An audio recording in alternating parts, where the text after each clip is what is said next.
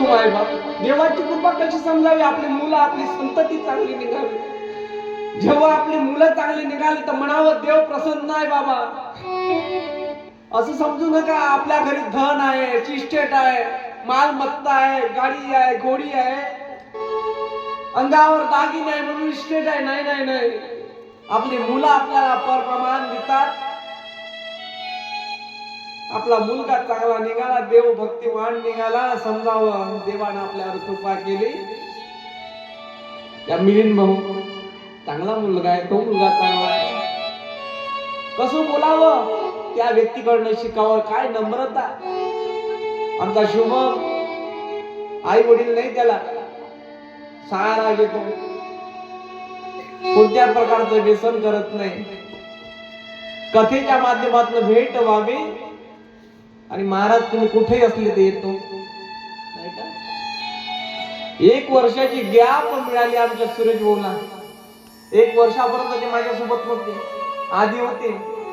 अपघात झाला आणि त्या अपघातामधून पांडुरंगानं वाचवलं. थांब, कार्य वाचाय. 10 सोपान तुला बोलून राहिला, रॉड असो का काही असो पायामध्ये, तुला जावं लागेल. फोन करावा, एका शब्दामध्ये होकार करावा. आमचा सौरभ दादा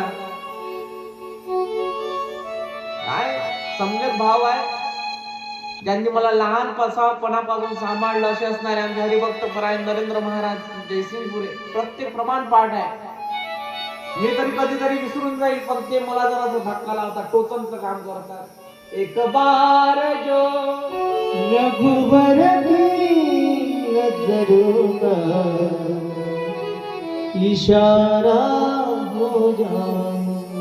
सम्यक आचरण, सम्यक वाक, सम्यक भोग, याचा त्रिवेणी संगम म्हणजे आमचे समर्थ भोग.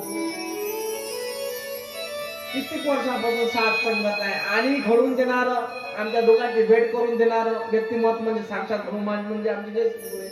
हाय हनुमानच म्हणा, तब्येत जरी दिसत असले तरी ब्रह्मचारी व्यक्तिमत्व आहे.